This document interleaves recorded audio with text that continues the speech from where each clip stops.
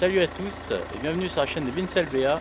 Aujourd'hui on essaye le Hyundai Santa Fe millésime 2017, c'est parti.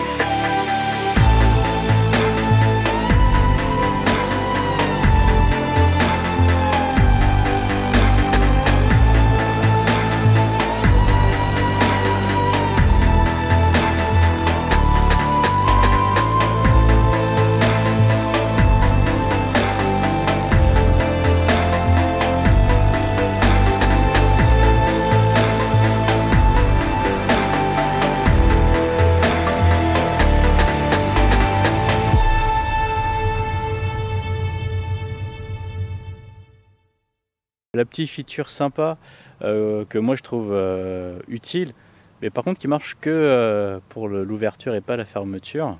Donc le haillon intelligent que bon nombre de constructeurs ont sur leurs différents modèles. Et d'habitude c'est le petit coup de pied qui va bien sous le pare-choc pour aller choper la caméra. Et chez Hyundai, il suffit juste d'approcher la clé comme ceci. Voilà. Et lui détecte qu'on veut ouvrir le coffre. Voilà. Seul souci bien sûr c'est que bon il faut appuyer sur le petit bouton là pour refermer.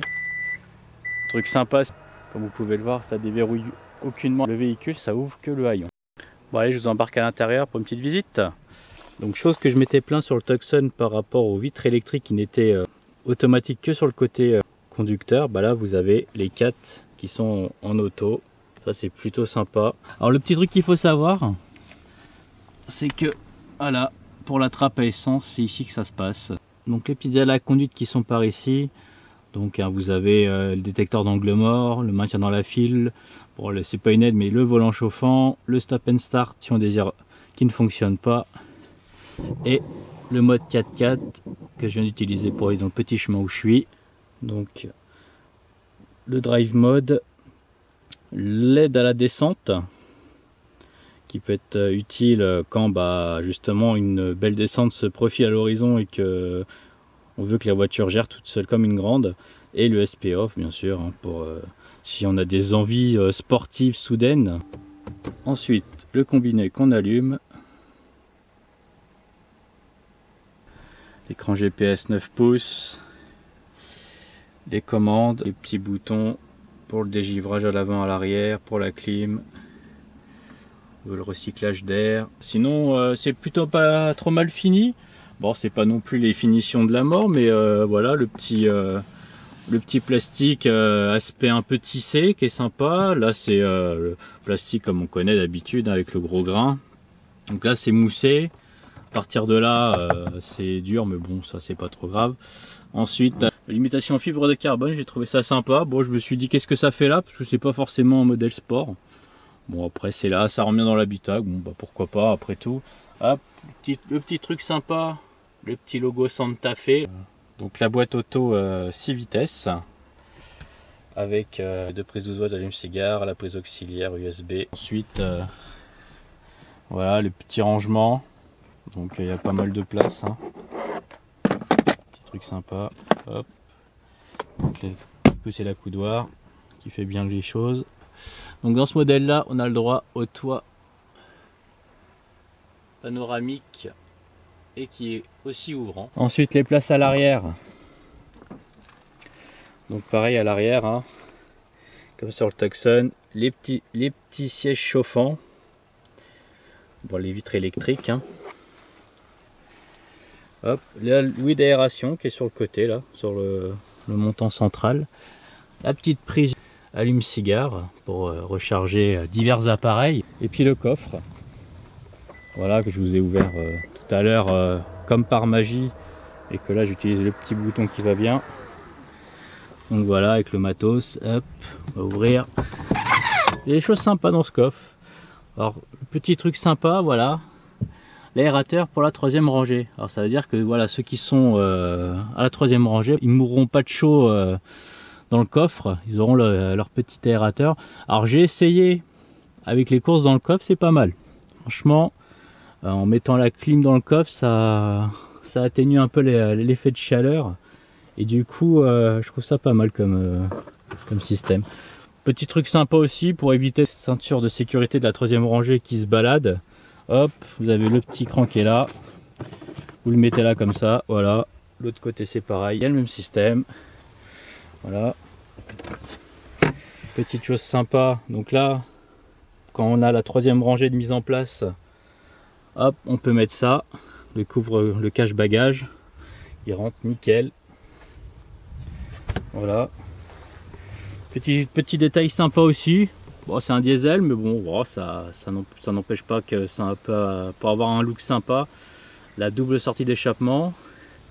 Et puis bah, du coup, comme il n'y a pas de place dans le coffre, eh ben, on a la roue de secours qui est en dessous à l'ancienne. Bon bah voilà, après une petite semaine de détention de ce Hyundai Santa Fe millésime 2017 qui est quasiment tout neuf, hein, puisqu'il a 1864 km exactement là à l'heure où je vous parle.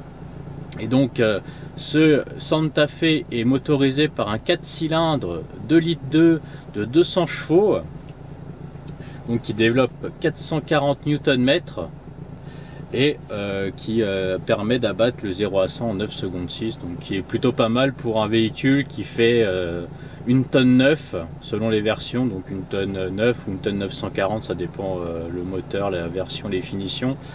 Donc à savoir que là nous sommes dans une finition exécutive, donc c'est-à-dire vraiment le très haut de gamme de chez Hyundai, c'est-à-dire qu'en gros il y a quasiment pas d'options sauf la peinture métallisée. Donc là celle qu'on a nous sur notre modèle c'est le Titanium Grey. Sinon au niveau des consos, donc le moteur est en rodage, hein, donc avec juste 1000 bornes, enfin presque 2000 là.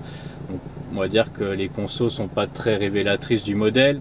La preuve, hein, si je regarde, voilà, là il me dit 12 litres 6, donc je me dis à quoi bon rouler en diesel si pour faire 12 litres 6, mais sur autoroute j'ai pu faire lors de trajets d'une centaine de kilomètres, j'ai pu faire autour des 9 litres, donc ce qui est quand même plutôt entre guillemets correct pour la motorisation et pour le poids du bébé. À savoir que voilà, en extra-urbain on nous dit 5,9. Moi je suis presque à 9, donc ouais, il y a quand même un gros ratio, donc je vous dis après il y a aussi une histoire de rodage, hein. Sinon c'est quand même un véhicule assez imposant, donc il fait 4,69 m de long pour 1,88 m de large et 1,69 m de haut. On est 22 cm plus grand que le Tucson que j'ai pu essayer et que vous pouvez retrouver sur ma chaîne, hein, si vous avez envie de voir l'essai du Tucson que j'ai fait juste avant. Mais par contre au niveau empattement on gagne quoi, 3 cm, là on est à 2,70 m. Et je trouve pas, et du coup au niveau des places à l'arrière je trouve que c'est un peu juste pour un véhicule de ce gabarit. Je m'attendais à avoir un peu plus de place, par contre le coffre est gigantesque, hein, c'est un coffre qui peut aller de 516 jusqu'à 1615 litres avec toutes les banquettes rabattues. Sachant que ce Santa Fe est aussi équipé d'une 3e rangée, ce qui fait que c'est un véhicule 7 places. Donc là le modèle que j'ai actuellement il est à 52 800 €, donc c'est quand même pas donné, et on rajoute 620 € de peinture métallisée, donc ça nous fait un petit pécule de 53 420 € auquel il faut rajouter malheureusement un malus qui est assez conséquent comme sur le Tucson. Donc le Tucson c'était 176 si je me souviens bien, là on a 174. Donc 174 grammes de CO2, je me suis renseigné par rapport au malus là aujourd'hui, et on est autour des 5573 €. Donc ça veut dire qu'en gros, vous avez votre véhicule à 60 000 € si vous comptez le prix d'achat du véhicule plus le malus, et le cas échéant la carte grise. Donc ça fait quand même un sacré prix pour entre guillemets une marque on va dire généraliste qui tente à être un petit peu premium, parce qu'elle propose quand même pas mal de petites choses sympas comme voilà, l'intérieur tout cuir, donc qui est vraiment assez qualitatif, hein, c'est quelque chose d'assez sympa. Donc le cuir par contre, ce qui est bien, c'est que les sièges ils sont ventilés et chauffants, donc c'est à dire qu'on peut avoir aussi bien de l'air frais que de l'air chaud. Après on a le volant chauffant, on a l'aide en descente, on a tous les accessoires que maintenant tout le monde met dans ses véhicules, c'est-à-dire les aides à la conduite, les 4 vitres électriques, donc la clim auto des deux côtés. Alors c'est quand même un modèle assez ancien, entre guillemets, c'est-à-dire que le Santa Fe là, de cette génération est sorti en 2012, il a été restylé en 2015, date où est sorti le Hyundai Tucson. Et logiquement, vraisemblablement, au vu de tout ce qu'on peut voir sur le net, vraisemblablement il devrait être remplacé l'année prochaine par la nouvelle génération. Parce que c'est vrai que là, sur cette génération-là, il y a quelques petits soucis d'ergonomie. Donc notamment toute cette partie-là qui est assez compliqué à utiliser quand on conduit. Donc ça concerne toutes les aides à la conduite, encore le drive mode, l'aide à la descente, le SP off, et puis bon, le réglage de la luminosité du tableau de bord, bon ça on peut voir. Mais voilà, le mode 4x4 permanent, le stop and start qu'on peut arrêter, le volant chauffant, le maintien dans la file et l'alerte d'angle mort, c'est vrai qu'ils sont un peu cachés par le volant et très difficilement accessibles sans qu'on ait le besoin de se décaler comme ça, d'aller appuyer sur les touches qu'il faut. Et c'est vrai que quand on conduit, c'est pas forcément super agréable. Ensuite, au niveau de la commande de clim, ce que j'ai trouvé dommage, voilà, vous avez les commandes et en fait quand vous appuyez, vous les avez que là. C'est-à-dire qu'en fait, quand vous êtes en train de conduire et que vous êtes sur le GPS ou sur la radio, sur les médias, bah en fait vous savez pas à quelle température entre guillemets vous êtes. Alors du coup vous êtes obligé d'appuyer au moins une fois sur le bouton plus chaud ou plus froid. Du coup voilà, ça fait juste un petit bandeau et c'est pas permanent, ce qui fait que bah, des fois ça peut arriver plus d'une fois de me demander à quelle température j'étais, et donc du coup c'est vrai que au niveau ergonomie on voit que c'est quand même assez daté, et du coup un petit coup de neuf avec les nouvelles techno de la marque, ça serait pas du luxe. Alors sinon, au chapitre des choses qui sont pas mal dans le véhicule, donc un mode sport, on va le faire sans mode sport, hop, pied dedans, voilà, vous voyez, ça part déjà pas trop mal, hein. Voilà, hop, 90. Ouais, ça part relativement bien, déjà sans mode sport. Donc là, en mode sport, on va voir la différence, est-ce qu'il y a une différence ou pas.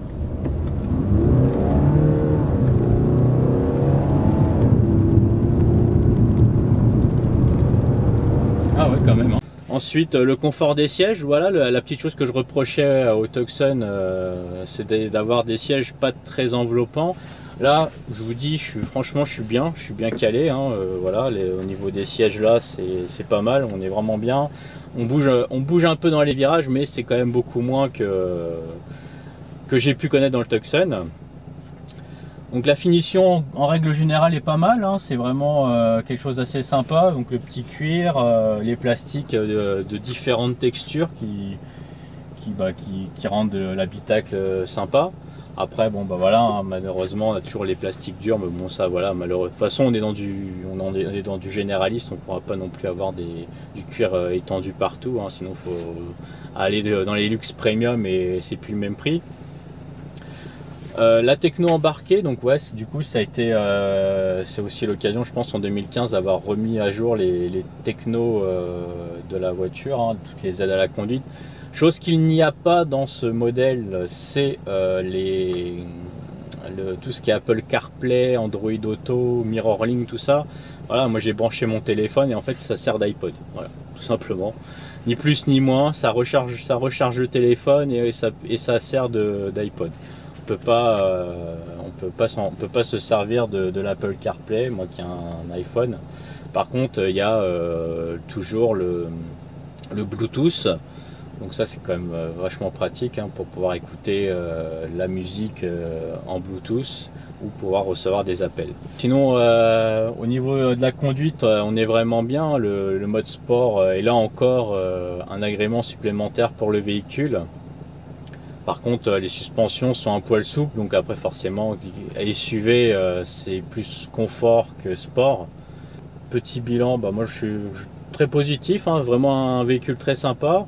Bon, c'est un diesel, voilà. Ceux qui me connaissent un petit peu maintenant savent que je suis pas forcément un pro diesel, je suis plus essence. Bon après voilà, c'est des véhicules quand même qui méritent d'être essayés, parce que ça procure quand même pas mal de plaisir. C'est quand même des véhicules sympas, donc voilà. Moi j'ai bien apprécié. Je l'ai eu toute la semaine, j'ai eu le temps de vraiment pouvoir l'utiliser dans toutes les conditions possibles et imaginables, hein, donc c'est-à-dire aller faire les choses du quotidien, partir en week-end. J'ai essayé de faire un petit peu de 4x4 avec, comme il y a le mode 4x4. Bon après je me suis pas aventuré non plus dans des trucs assez costauds, mais bon un petit chemin de campagne un petit peu vallonné, bon ça passe. Donc voilà, donc vraiment un véhicule, moi je dirais très sympa, un poil cher malheureusement avec le malus, et sinon sans malus, bon on va dire 52 000 € avec toutes les choses qu'il propose. Je pense que c'est pas usurpé. Donc si vous avez aimé la vidéo, écoutez, n'hésitez pas, le petit pouce bleu, ça fait toujours plaisir.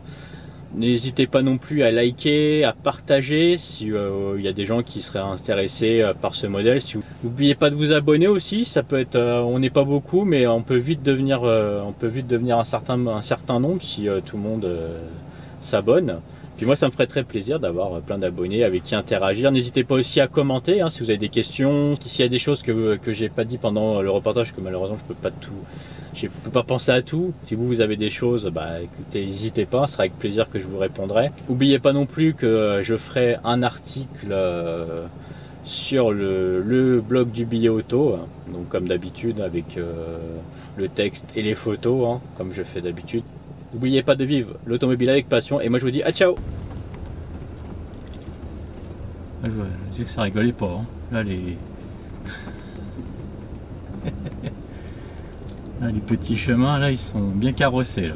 On sent que c'est les tracteurs qui passent par là, que c'est pas les véhicules.